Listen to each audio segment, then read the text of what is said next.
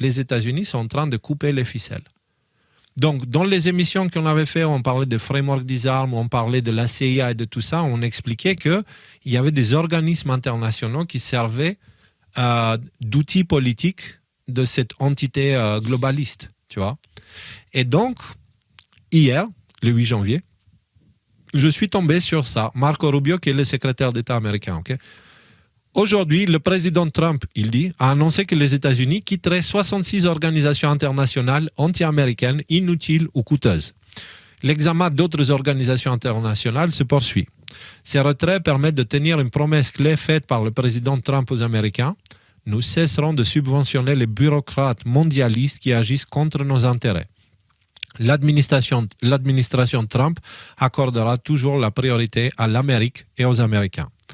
Donc Marco Rubio est le secrétaire d'État américain et ce retrait concerne 35 organisations non liées à l'ONU et 31 liées à l'ONU. Okay? Ouais. Donc ONU, OTAN, vous mettez tout ça ensemble, c'est Trump, il est en train de dire allez. Et les organisations liées au climat et à l'environnement sont fortement visées. Donc il y a une grande partie d'elles qui ont fait hop, et Trump est sorti, ils ne font plus rien. Et puis après, dans la liste, vous pouvez trouver aussi le Fonds des Nations Unies pour la population. Vous savez, Thierry, l'autre écran sera peut-être mieux, ouais, merci. C'est le genre d'associations qui blanchissent d'argent, enfin des organismes qui blanchissent de l'argent, qui détournent, etc. Université des Nations Unies. J'aime bien celle d'après, comité consultatif du coton. C'est pour ça que je ne l'ai pas souligné. Il y a des trucs comme ça aussi, mais bref. Partenariat pour la coopération atlantique. Donc, c'est des organisations qui permettent vraiment l'organisation, enfin, de créer des réseaux illégaux, parce que antinationaux, tu sais, c'est des mouvements globalistes, tout ça. Institut international pour la démocratie et l'assistance électorale. Donc, fraude électorale, hein. Voilà. C'est important, peut-être qu'il faut le répéter ça, mais en général, quand on te dit association de défense des enfants, c'est l'association qui va exploiter les enfants. Quand on te dit association pour la protection électorale, c'est l'association qui va... Donc en fait, c'est une grille de lecture assez simpliste, mais qui souvent te donne, avec ces organismes mondialistes, le fond des choses en fait. Et encore une fois, l'autre jour, quand je marchais dans une ville, il y avait des petites filles, tu vois, de 10 à 15 ans, qui faisaient une œuvre caritative pour la Croix-Rouge. Et elles étaient là à aider les enfants comme ci, comme ça.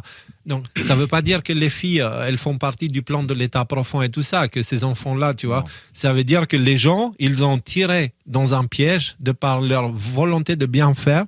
Okay? Mais ces institutions-là, elles font l'exact opposé de ce qu'elles disent et ils utilisent la volonté de bien faire des gens pour se cacher derrière et faire leur magouille et tout ça. Et utiliser leur volonté. Nous rendre complices de leur malversation, quoi. Exactement. Donc, il ne faut pas tomber dans les cas extrêmes. Dans ces institutions, c'est une petite minorité qui est corrompue. Le problème, c'est que cette minorité est tout en haut. Voilà, simple. Et sinon, ils ont quitté aussi le Forum mondial de la lutte contre le terrorisme et aussi le Fonds pour la démocratie des Nations Unies. Ouais.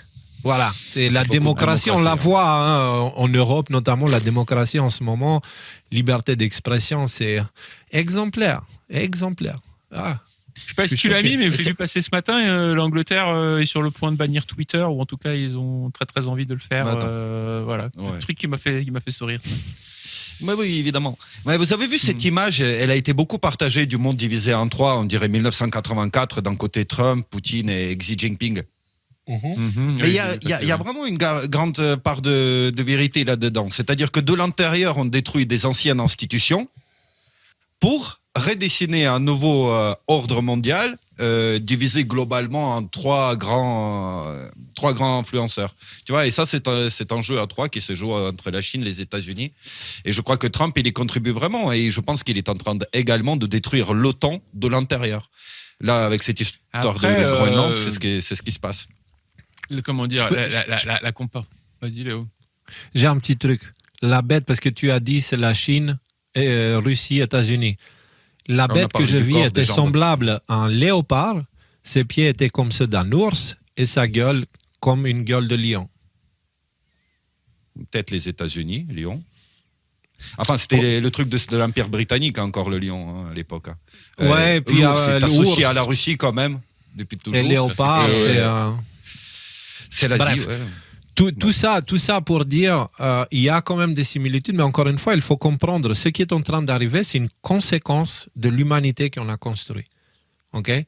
Et donc, c'est comme à la fin de chaque grande civilisation, quand elle arrive au maximum de son arrogance, elle finit, ou quand il lui arrive quelque chose d'extrême, quand elle est dans sa phase de décomposition, elle finit avec des régimes extrêmement autoritaires, souvent par manque de choix plus qu'autre chose. Bah, là, tout l'Occident est en train d'entrer dans cette phase-là, en fait. Tu vois, la Russie, elle a vécu ça, l'Albanie a vécu ça, mais l'Occident n'a pas trop vécu ça. Tu vois, il y a eu la Deuxième Guerre mondiale, et puis après, c'était la démocratie derrière, et puis on remonte, et machin, et trucs, etc. Je pense que voilà, c'est pour ça. Il faut être très attentif. C'est pas très clair ce que je dis là, mais parce que j'ai trop de choses à dire, et qu'une bouche pour le faire. Donc, on va s'arrêter là avec ça, parce qu'il faut qu'on avance, on est encore au premier sujet. Deuxième sujet. Alors, encore une fois, pour revenir à cette histoire des organismes internationaux que les États-Unis quittent, les États-Unis continuent et depuis quelques jours accélèrent le rythme des grands changements qu'on a abordés depuis 2020. Alors, pourquoi on parle de ça? Parce que ces organismes sont des ficelles de la CIA, encore une fois, et du Pentagone, évidemment. Donc, encore une fois, ces deux épisodes-là contiennent beaucoup de choses qui permettent de mieux comprendre ce qui est en train de se passer. Après, est-ce que c'est seulement la CIA ou est-ce que c'est une organisation des renseignements avec le MI6 d'un côté, le Mossad de l'autre côté? Je ne sais pas si les Français... Alors, qu'est-ce que le MI6 Qu'est-ce que le MI6? C'est les services secrets britanniques. Qu'est-ce que le Mossad? Service secret israélien. Ok. Donc voilà, c'est ça, c'est-à-dire c'est juste le vocable CIA, c'est pas que américain en fait, c'est quelque chose qui est mondialisé. Alors la base, tout le monde pense que c'est en Israël. La base, tout le monde pense que c'est en Israël, alors que le complexe militaire industriel a été posé aux États-Unis et c'est là où ils ont mis les grands muscles de la mafia. D'accord? Et c'est avec ça qu'ils ont pu prendre Israël, forcer les gens de partir, machin, truc, et faire tout le bordel qu'ils ont fait. Ils utilisent Israël pour maintenir la déstabilisation de la zone là-bas. Mais ça ne veut pas dire que c'est Israël derrière. Israël, c'est un truc super compliqué, que ça a perdu complètement ses liens avec l'origine du peuple hébreu et tout ça. C'est devenu un truc super chelou. Donc bref, en tout cas, complexe militaro-industriel, n'oubliez pas, c'est quand même... on oublie de parler de, tu sais, où ils sont-ils, eux, maintenant? Où sont-ils passés maintenant, tu vois?